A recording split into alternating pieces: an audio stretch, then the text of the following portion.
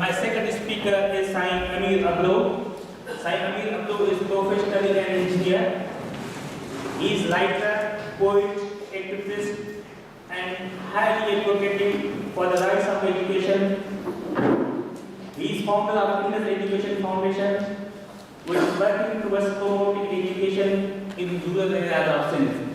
So I request Sain Amir Ablo to present his thoughts, please. Thank you very much. Bismillahirrahmanirrahim. This is an August motion. This is an August event that I am addressing to the people of highly caliber, educated and linked with the Society of Technology, who has developed their lives and their families and their generations in UK or in the Western world, but they have migrated from a world of poverty, lavishness, crime, dacoity, and extremism, and a pseudo-jihadism. We are the people, we live in an alarming situation. Today, we have to consider the society from where we have migrated, and we have to see the issues, the aspects, and the criminal activities that are happening in the society wherefrom we belong to. It is our right and also responsibility to take care of the society where we belong to. And I am very much thankful at this position towards Sindhi Congress that they have invited me to address about the issues of, especially of the education in Sindh, as these people have been doing, and they are fighting for the rights of children, for the rights of youth, and for the rights of women of our society since last 25 years, which is a great work. Every year they conduct a conference here and gather the people and ask people to comment here about the aspects, about the issues in Sindh, and they communicate their speakers and their speeches and their ideas to the world, to internet and to several means of communication. So I appreciate their work, and I am thankful that they have asked me to discuss the issues of education in Sindh. Before going into the details, what is real objective position in Sindh today about education?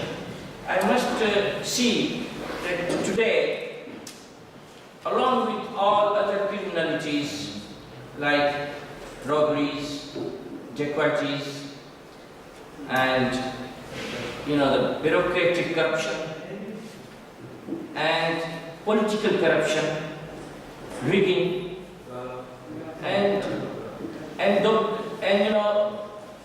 the ransom, the dacoity on ransom is also one of the criminality, honor killing, and the discrimination with women. Along with all these things that are happening in Sindh since centuries. It is happening in South Asia since centuries. But today's topic, the main crime, that new crime has entered in Sindh is extremism, is a pseudo-jihadism, is the wrong translation of Quran that has been spread in Pakistan and now it has spread in Sindh.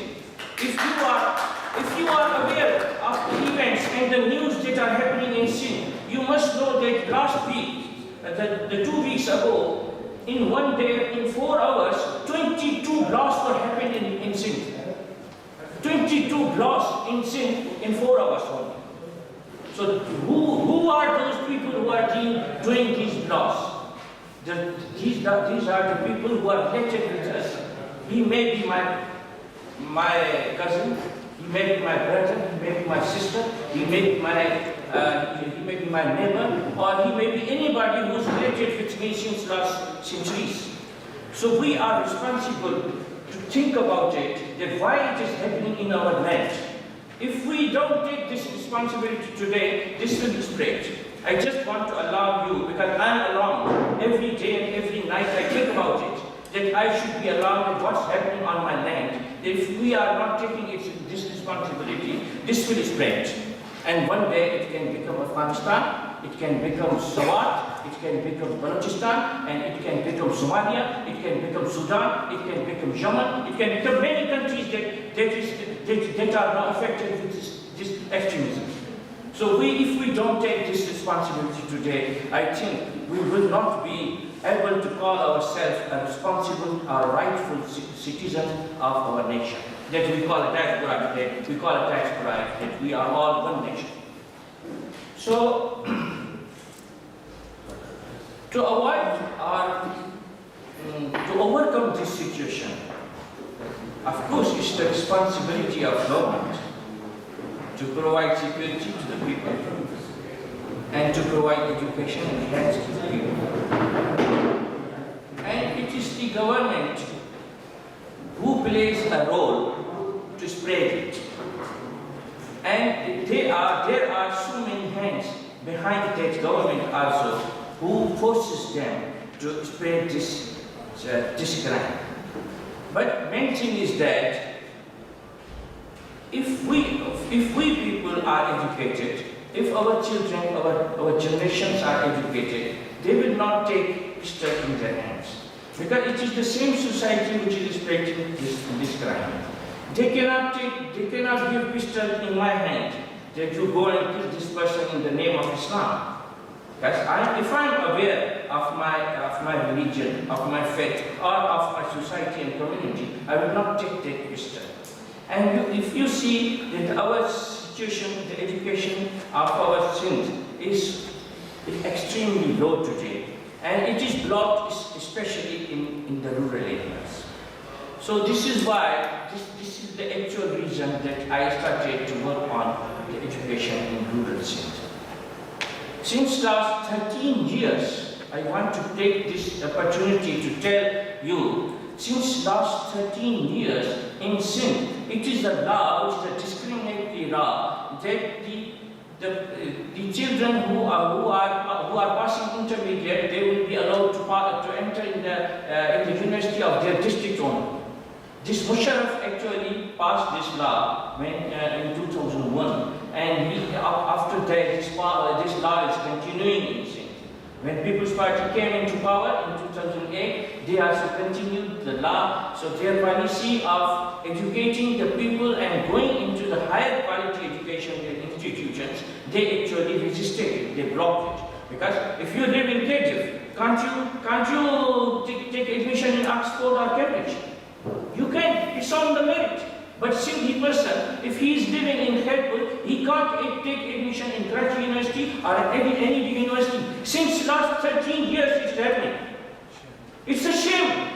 And it's a shame for me also, that I don't take my right or I don't take my responsibility to fight for this right. And these People's Parties last 5 years were actually the same policy of Musharraf, and that's why this is happening. The other, in Mehran University and Sindh University, it is 3 years ago's data that I came to know that more than 48% children or the students were non-Sindhis in Sindh University and Mehran University. It is 3 years ago that I got the data. Today it is increasing. It must have been increased. So this is the block that our education is blocked from the policy of the government first. Number two, that our education is blocked from our rural areas. The actual literacy rate in rural areas is 2%. This is my own figures. Because I personally go to the villages. Every year, I pass more than 45 days in the villages every year, I tell you. And the actual literacy rate of Sindh is 2%. So the children who are coming from the rural areas of Sindh, they are basically originally Sindhis. Original they speak Sindhi, and they are blocked at 5 years when they pass the primary education, or they don't go after the primary education. According to the figures of United Nations, and the ambassador of United Nations on education is Gordon Brown, he has his own website. website. He has given the figures of all the nations and all the countries in the world. He has told that more than 59.9 million children don't go to the school in the world. Out of them, 4 million are in Sindh. 4 million. What is the geographical condition of Sindh? And 4 million children don't go to school. So there are 20,000 schools, primary schools in Pakistan. They are non-functional. Out of them, 7,000 schools are in Sindh. So our generation, who is going to be given the pistol or the rifle, who is going to be given an incentive that killing a person is a good economy. It's a good business today. You kill a person, you just kill a person and get robbery and get money from the shop owner, and your local policeman gets the share of that. Your local MP and MNA, he gets the share of that. And if you go to the court, the judge takes the share of that. So who is protecting the killings? Nobody is protecting the killings. It's only the killer who is earning. In our society, the killer is going to be a big man. He is going to be the rich man because he is supported by all the aspects of the society. I'm sorry, I'm taking too much time. So this is why I have emphasized my organization is Indus Education Foundation, which was established in 2006. I have emphasized on the rural education in Sindh so that this block can be, curtailed. And for that, I have given a program, and I have started a project in Hala first because I belong to Hala, and I have given 5 to 6 components that will help the rural education in Sindh. The main component is the database system. I have collected the data of 30,000 children in Hala Telka only. There are 6 union councils in Hala, and there are 215 schools in Hala Telka. That we have collected the biodata of all the children in Telka Hala, which is 30,000 children. And we will transfer it on a software, a database software that will indicate the child that he goes to school or not. Because, if you don't make a system, that will not work. Here in UK or in other countries, you see that every child is registered and every child is forced by the government to go to school. So if we don't have the data, we cannot send our children to school. So this database system I have collected. After that, we are going to establish a big institute in Hala for the teachers and for the youth who are not able to get education. They will be given education free of cost in that institute. That will be the Institute of Modern Education for Primary Teachers. And we are going to establish the stakeholders governing body in every telka of Sindh. In every telka there will be a governing body of the stakeholders.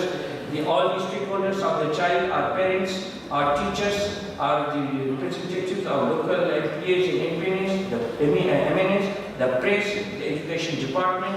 All those people will be the members of those governing bodies in all the telkas of Sindh, inshallah, in 3 or 4 years.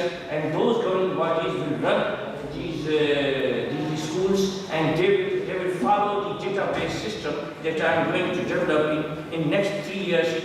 Every child in Sindh will be registered, and then they will be followed by their governing body, so that if we can confirm and we can identify the children that whether they go to school or not. This is the only solution to unblock the education of Sindh. If there is time that I can speak. Thank you. If there is no time, then I will finish. So I have a lot of things to say, but I'm sorry that thank you very much for your patience that you listened to me. And in another occasion, I will again talk about that, and I will give you the results that what I have done in last 6 months. In another occasion, when we meet the same people, I will tell you that what movement has been done in our rural education. Thank you very much.